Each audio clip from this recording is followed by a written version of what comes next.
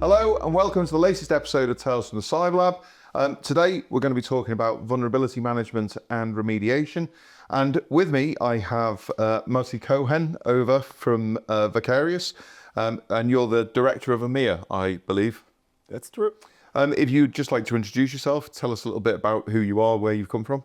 Yeah, sure. So I'm Moty Cohen. I'm handling or managing the EMEA region within Vicarius. I'm doing this for the last 4 years. Before that, I had different roles among the high-tech technology industry. And before that, I was actually a lawyer for a few years, commercial lawyer, antitrust, M&As, and so on. So I made a big shift, and I'm very happy for that. Okay, so we'll start off by, let's just set the scene a little bit. And we'll talk about what vulnerabilities are, what vulnerability management is, and what remediation is all about. So first of all, let's talk about what vulnerabilities are. So what are these things called vulnerabilities? Yeah, so these things, they are kind of like weakness or flaws in software. Yeah. And those weakness or flaws, they are calling those potential exploiters to try to utilize those weaknesses. It's like gaps, in the software. So this is yeah, they're kind of like gaps or like oversight in the software, but that allows someone to do something to that software that then exposes a security vulnerability. Yeah, exactly. And by the way, not only security, it can be also, like bugs or performance issues that those holes can invite. Oh, yeah. Okay. But in this case, we will focus on those security Absolutely, holes. yeah. And definitely, when you have this kind of hole, it's kind of a race. If who will find this hole first? The vendor, or maybe the good people, if you can say, or those the criminals, cyber criminals or potential attackers that will try to take it. And just, I think that's probably a good point. But at that point, when a cyber attacker or a criminal has uncovered one of these things, that's what we would then call a zero-day threat, isn't it? Because the bad guys know about it before any of the good guys have had chance to actually start to try and bolster their defenses. So, meaning that this threat that's out in the wild is now something that no one else knows about, so potentially the bad guys have got the upper hand in that sort of instance. Exactly. Okie doke. So zero day is something that you may have heard. I just thought it was worth mentioning. Yeah. That. And by the way, zero day, without getting too much into that, this is exactly the reason why today patch management is not enough if you really want to close the holes. Yeah. Patch management is enough for those CVEs, for the known for problems vulnerabilities that are known about. Yeah. And we can talk further maybe a little bit about it later. Cool. So, all right, so we've talked about vulnerabilities. What would we then, what is vulnerability management? So, I'm guessing that is then the process by which we manage these vulnerabilities and we gain insight into them and stuff like that. Yeah, exactly. Today, in the past, when you have, few vulnerabilities every week maybe and so on, so maybe, you can manage it manually, and meaning by management, meaning to be aware of the vulnerability and to analyze if it can really be exploitable in your environment or not, and then decide what you want to do with it. Yeah. Today, vulnerability management, the numbers are just, soaring. It comes out constantly. I mean, software changes. There's so many different software vendors out there now. Yeah. Each one of them are going to release updates at some point. I can give you my benchmark. When I joined Vicarius 4 years ago, the NVD had in their database 140K CVEs. You know what is the number today after 4 years? It's around 280, almost double. And within that, including all of those that we patched, that was patched. So just imagine the pace is just increasing significantly. And today you must have a combination of methodologies and tools in order to manage those vulnerabilities. First of all, be aware of it, identify those vulnerabilities, analyze whether they are really important to you or can be exploitable in your environment. And finally, of course, and I think this is maybe the most important part, remediate or at least compensate for the risk. And that brings us on to the next point. So what is remediation? Because people can be forgiven for thinking that remediation is just, I'll just install the patch. But there's often a lot more to it than that, isn't there? You touched in a very, very important point. Still today, patch management, I think comprise 70 to 80% of the remediation that when you talk about CVEs, obviously. Having said that, patch is not enough. You have, first of all, those zero-day vulnerabilities. They are not known.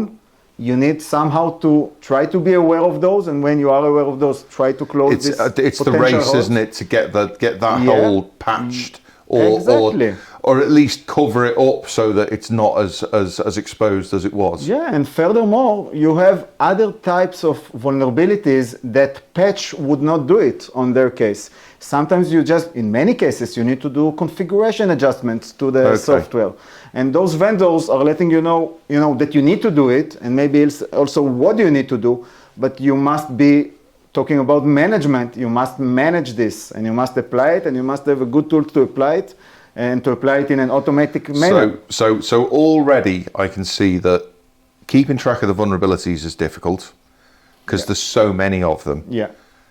But then actually remediating them and managing them, keeping visibility of them, because there's lots of vulnerabilities out there, but as you touched upon, it might be the case that we don't need to apply half of them or something because they're not security or they don't directly impact the strength of our cybersecurity posture. Mm-hmm. But then with the remediation as well, you add all of these three things together, and that's a huge amount of work just to manage that day to day, isn't it? Yes, and you touched the right points. Why? Because you talk now about the three main phases of this entire cycle. We call it when I'm speaking about vulnerability, I'm talking about the vulnerability journey inside the company. Yeah. Since the moment it was first identified or should be identified, and in between analyze whether it's important or not important. Sorry for keep it very high level. Yeah. And eventually decide what to do and do it. Not only highlight it, but actually do it. When you talk about each one of those phases, because of the numbers, because of the hectic work that the IT teams and the cyber teams has today, each one of them is very, complex, intense, and with so many details. But when you talk about this journey together, things are starting to make more sense. And this is exactly what I'm thinking, that the right approach should be the consolidated approach, the holistic approach, not just letting the cyber team see where are the vulnerabilities and analyze them. And then, we've done our share, this is not our problem anymore, we shift it to the IT team to remediate it. No, take an holistic view from the first beginning of the cycle. And I think I think this is a good, so one of the things we're kind of venturing onto stuff that I wanted to come on to next, but traditionally how we call it vulnerability management and remediation. I've heard it referred to a lot of different ways: vulnerability management, patch management. I think patch management is probably what it was known as, because the big thing was about deploy the patches. And that didn't really necessarily, and that was really about, we would use a patch management solution like WSUS, for example, being the Microsoft one, which is the one that most people will be familiar with. Okay, so we've talked about what vulnerabilities are, and we've talked about what remediation is.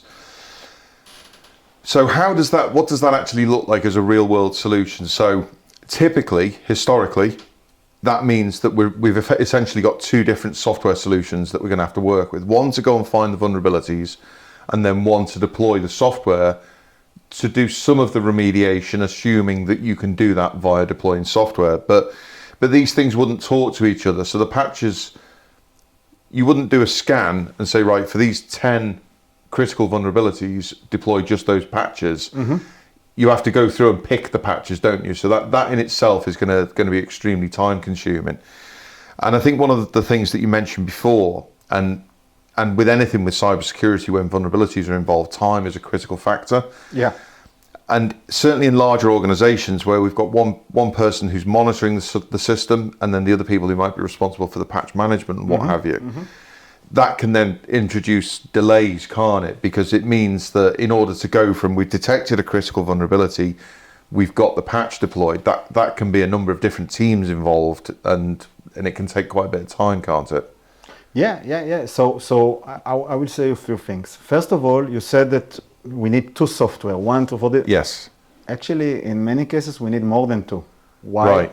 Sometimes we need tool to prioritize and analyze in between. Sometimes we need tool to patch those things that the patch management platform that they are using is not covering. Sometimes Linux, sometimes Macs, sometimes few of the third-party apps are not covered. So in many cases, it's like we are encountering in situation when they are using like 3, 4, 5 different tools.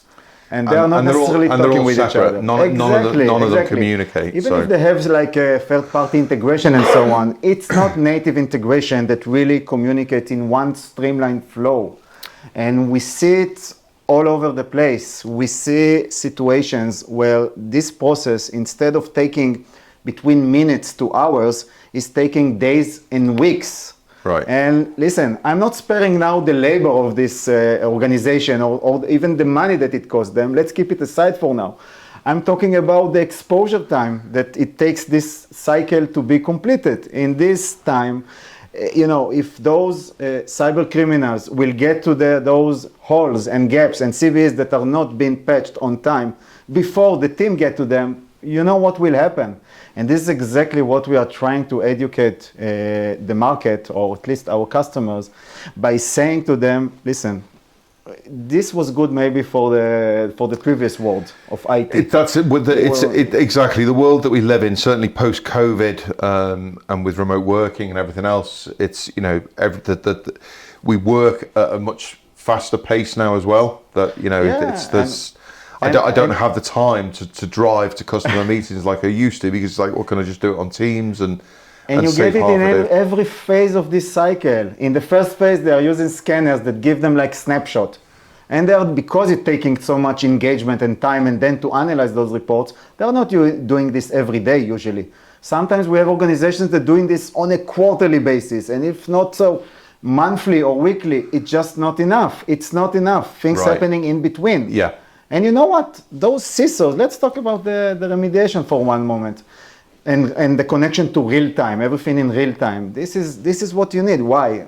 Today, I'm not talking about incidents. We have other tools that talk about incidents management and so on. I'm talking about the ongoing daily management of patch and vulnerability management. It's like feeding the pets or something like that. Yeah, but you apply critical patch. It's something that everyone needs to be doing. You need to keep your software up to date. Otherwise, you've just got holes in your system. And just take very small example. You are applying daily example. You are applying critical patch. Now, you don't want to wait until the next time you will scan this big scan of the environment to find out what was the impact of this critical patch you just applied. Whether it's the risk reduction, whether it's, disrupt something in your environment, you need to get it now. And this is the approach we are seeing more and more within the CISOs and within the IT infrastructure directors and so on. Just to sum up, so vulnerabilities are software flaws or configuration changes that need to be made to strengthen cybersecurity. Remediation is the process of fixing those things. And traditionally, this has meant that we end up with multiple disparate solutions, which mean it's quite a clunky process. It's very difficult to manage. It can arguably be pointless in some cases, because if it takes too long from the initial detection of the vulnerability to getting the patch deployed, that patch might not even be the right one anymore. It might have been moved on, or there might be, so the result has been that most of the time it's very hard to do it correctly. And I think a lot of people, it ends up being left not being done properly. And let me tell you a secret. It's also not cost effective to run all those different tools. So that kind of brings us on to, we've kind of talked a little bit about how vulnerability management has changed there. So what are the kinds of trends? So if we start to look at vulnerability management and remediation today, and then we'll come on to what it looks like in the future, then what are the sort of things that have changed, that have driven us, that this old model that we've just been talking about, what are the sort of the trends and drivers in the industry to improve upon this? So, few major trends. I think the most important one is the consolidation. The understanding that this is not effective, this is not working in the right pace for us, and not mitigating the risk like we should. And we need to consolidate, meaning that we need to have an holistic view. We need one tool or maximum two tools, better to have one, that will manage this entire process, address both cyber teams and IT teams, will help them to improve their internal communication and sync. And by doing that, bottom line, will shorten significantly this whole cycle. And by doing that, increase the risk reduction level of the organization. So it very much is about consolidation. We can't have this multiple disparate systems, none of which are really interacting. It's very inefficient. It's not very cost effective. So the newer solutions now that we're talking about are consolidated. So it can do the vulnerability assessments, it can assess what patches are needed where, and it can then use that as actionable insight to then start to deploy those patches. Exactly. Now, how does that work if it was, say, for example, a configuration change that is needed? So it's work in the way that I will take one step back with your permission. It work in a way that, first of all, the approach should be that, patch management is not necessarily what we need, and it's not enough sometimes. So you must have tool basket for remediation. Yes. You cannot say to them, okay, this is patch management. If it's not patch, don't call us. Okay, this is not working. No, because that's not vulnerability. That's exactly. So first of all, this, and second, once you have those other tools, some of them should address threats A, B, and C, and some of them should address the other threats. When you talk about configuration adjustment, one of the approaches that we are using is script-based remediation. And those scripts, we have teams. And this is, by the way, will be interesting to talk about the combination of AI on that, but maybe we can touch it later. Okay. But those scripts are enabled and created by the teams in order to apply those configuration changes. So they must be up to date. They must be, on the spot when new configuration adjustment is needed, to create the right script, to enable it to the customer.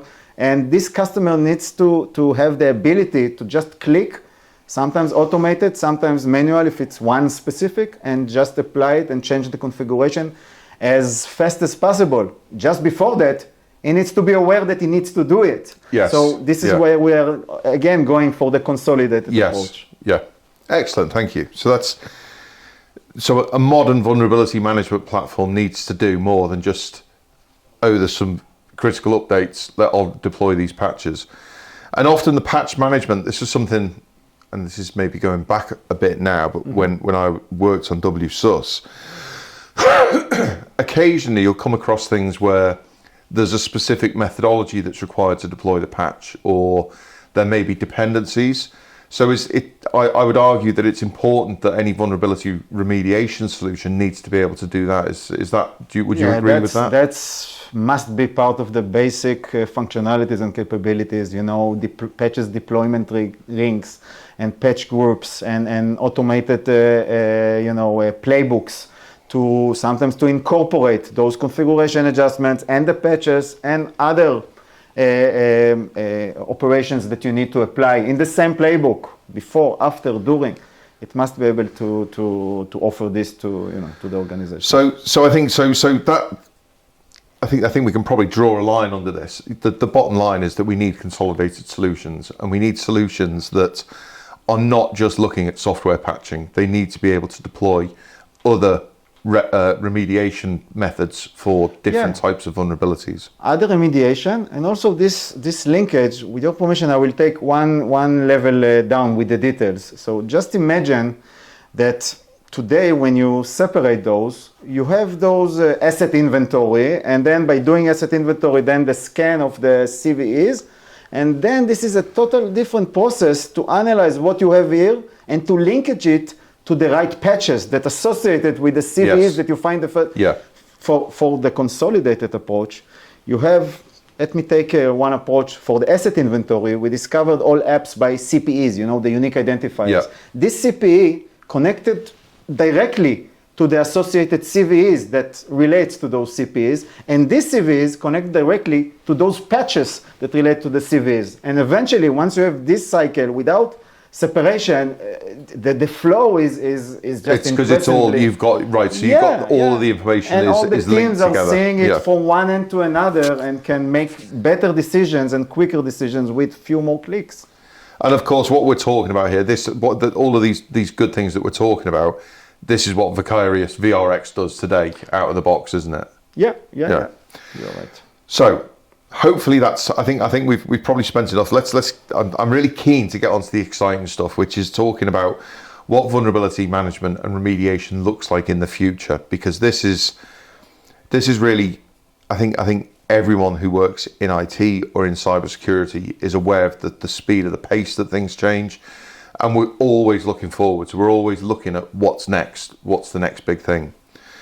So given all of the different cyber threats and stuff like that, you know, AI you touched upon before, we've got the likes of Ghost GPT, and that's only going to be the first. I mean, Ghost GPT, by the time that sort of became publicly known, they were already killing it off because they've moved on to the next iteration, and that's not yet been divulged. But the ability for cyber criminals to be able to leverage advanced AI that basically has all of the safety features removed from it, so they can ask it to do whatever they want it to, including writing scripts and writing malware.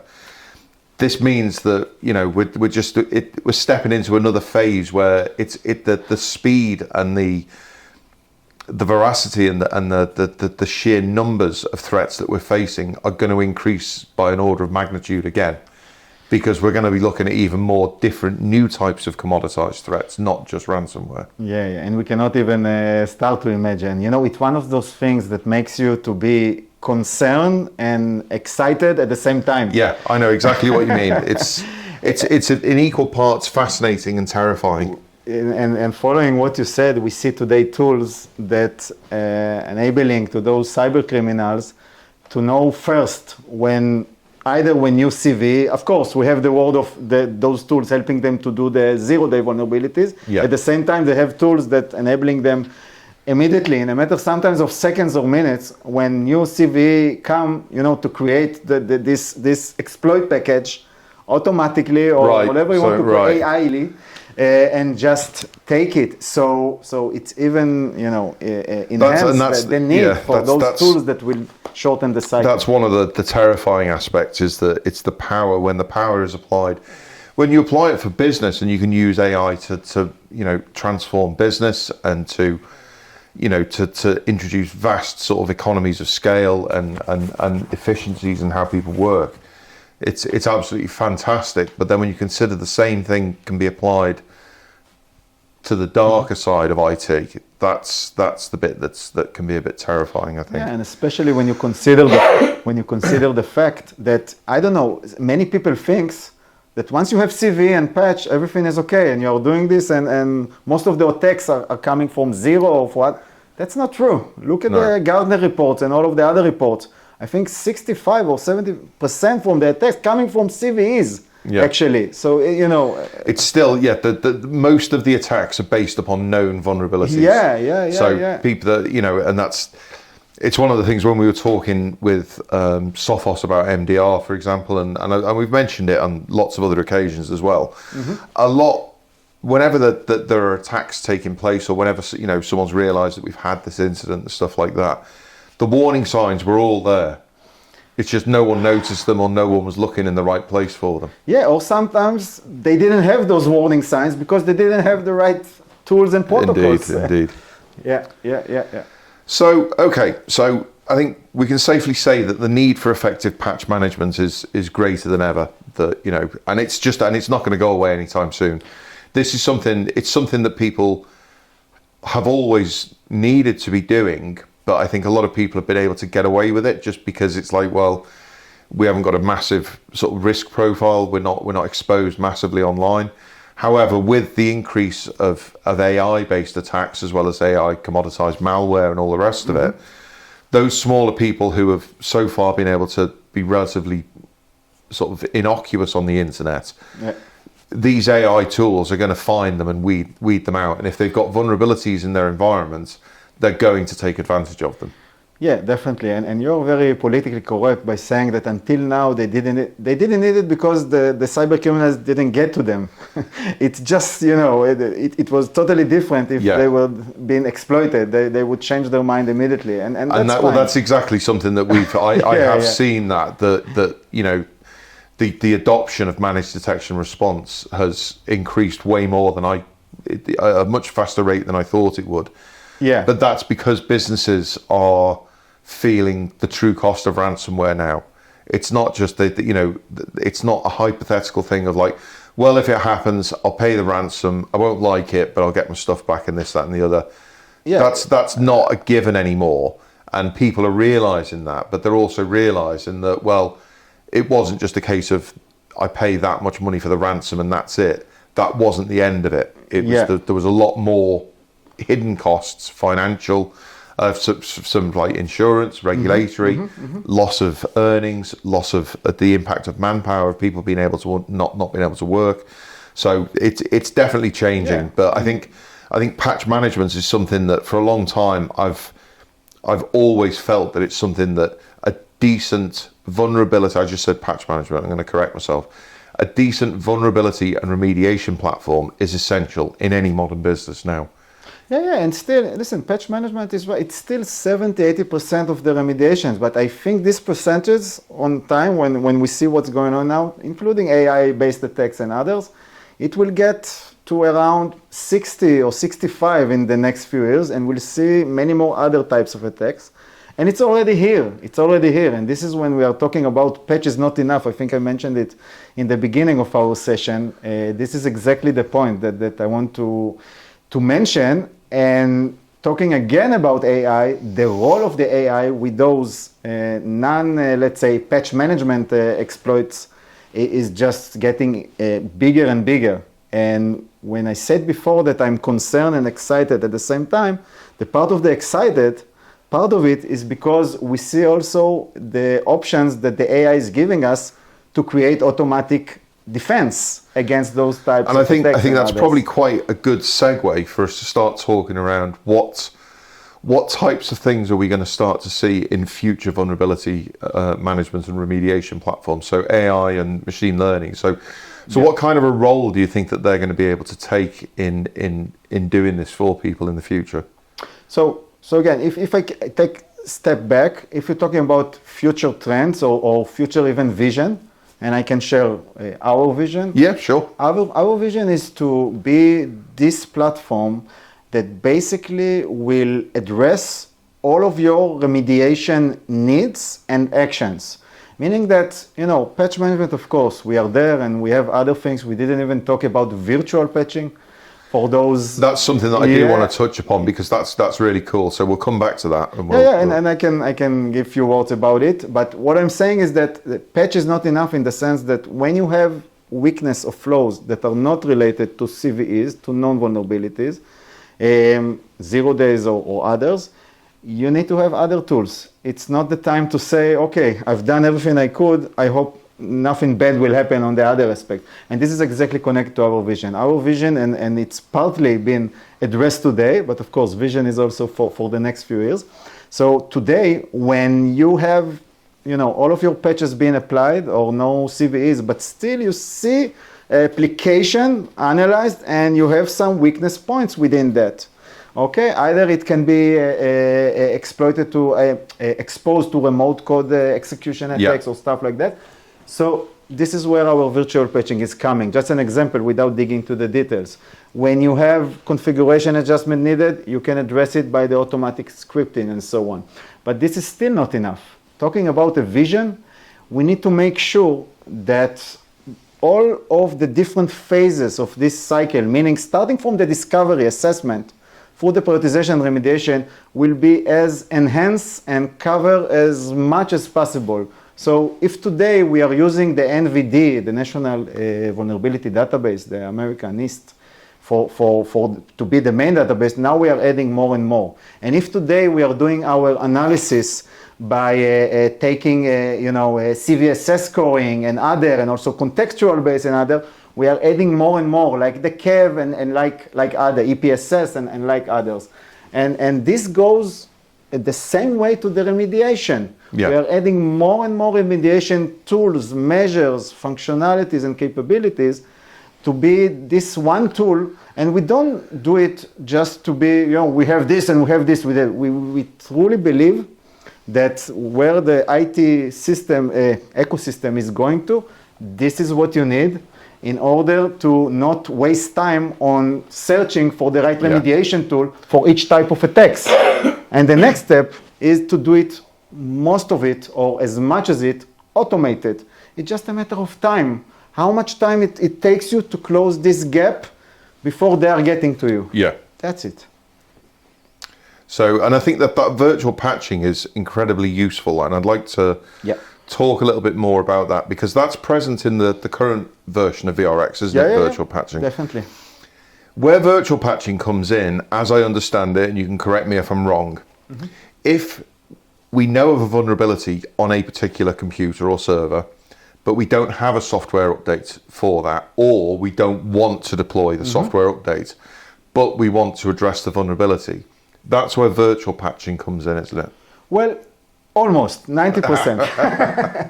The 10% is that it's not necessarily addressed to specific vulnerability, like the CVEs that we discussed before. We are talking about exploit or potential exploit. Right. So the idea here is to analyze as a baseline. Analyze each application, each software that is installed in your environment, and to do this analysis by disassembling each application to its different libraries and LLMs and stuff like that, and finding those weak spots according to multiple indicators that could indicate that this could be compromised in a certain percentage. Once we found this, and this is again the baseline, then when you have a specific CVEs and patches that you can address, great, the risk will reduce. But when you don't have it due to specific CVEs, this is where we are saying to our customers, still things to do in order to compensate for the risk and apply our virtual patching. And this virtual patching, I would call it, it's like kind of like a gatekeeper, meaning that it resides in the memory space of this application that you decide to apply the virtual patching. And it's at first step is just watching everything that coming in and out. And once it's getting understanding that something fishy is happening, meaning like potential exploit, like memory abuse attempt, someone is trying to get something from the memory of the application outside. So this is where it gives you the alert, you as the admin, and it can shut the door. Nothing coming in, nothing going out, until you as the admin will come and see what's going on. Right, okay, so virtual patching is not about addressing the vulnerability directly. It's about addressing what that vulnerability would allow an attacker to do. It's addressing the weak points of the application. So what we're doing is we're strengthening the routes that the attacker would take. So I've discovered that that computer there has this vulnerability. I can take control of that now using this particular exploit code.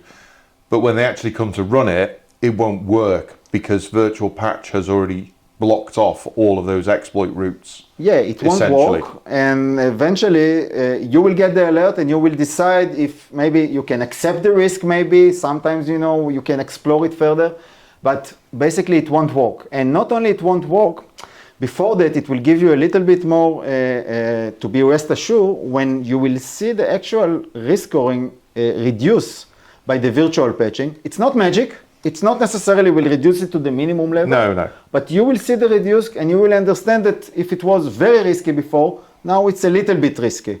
And this is much better than very risky. Excellent, right. And I'm just conscious that we're starting to run out of time. But one thing that I did want to touch about, and you just mentioned it then, is risk management. Cybersecurity risk management is something that is, I think most organizations this year are going to start to seriously adopt it. I think everyone has it in some form, but a lot of the time it's just kind of something that they did and they put it in there and then it just sort of, and then it sits in a spreadsheet that lives in SharePoint somewhere and very rarely gets looked at or updated. Whereas it's been recognized now that risk management is the way to go, that with these massively complex environments, there's no easy answer to say what is my risk. So you have to aggregate it and look at it from lots of different areas. Now, a really important contributor to risk is software vulnerabilities, because if your environment is riddled with vulnerabilities that, so you're giving an attacker multiple different options as to what they're going to actually exploit, your risk is going to be significantly higher than an environment that has had all of the vulnerabilities addressed either through configuration changes or by having software patches deployed. So let's talk in the context of VRX. What does that do today with regards to risk management, and what are the plans for the future? So I'll be happy to associate also to talking about the UK Cyber Essentials and other regulations. Absolutely, yeah. Absolutely. So we see that even if those type of organizations they are not deciding to put the risk management and cyber and patch management in the top of their priority, so someone else is deciding for them. Yes. And this is a good thing on that sense. So for example, I know that for some sectors, so they have like 14 days in order to apply a certain level of vulnerabilities and patches and above. And this is a good thing. So obviously this is basic. So we have our automated protocols in order to take it not in 14 days, actually in half of a day if needed, or depends how you set it up. But this is one of the basic things that we are addressing. In addition, talking about compliance and other methodologies, so we have benchmarks, CIS, for example, and this is just the first. We will add other benchmarks like PCI, DSS, and others. So talking about regulations and those risk management protocols that nobody gives you a choice. If you want to keep in this industry, you must keep comply doing with this, them. So many solutions and tools that we see today in the market enabling this compliance by just having, let me give you an example of what we are doing with CIS. CIS, you have hundreds of protocols and rules that you need to comply. Yeah. If you're going to check it manually, good luck with that. Yeah. So of course you need a tool. So because we have the ability for 24/7 information about everything that's going on in your environment with regards to vulnerabilities, patches, and also other things related to the inventory that you have. We just by click running the scan, and we take all of those 200 rules and one by one say comply, not comply. If not comply, what do you need to do in order to be comply? And furthermore, this is phase A. Furthermore, and phase B, by the way, is not in 26. This is coming in 3 or 4 months now. And this is talking about what is the vision and what is the future. So in phase B, we will be able, once it's not comply, to create, also by AI help a little bit, to create automatic scripts that will address this specific incompatibility. Right. And by clicking or automating it, just fix it immediately. So not only discovering, again, this is our concept, not only highlighting the issues, fix them. Yeah. And this is part of I think what we will see more and more with regards to benchmarks and fixes and the consolidated approach that we discussed and so on.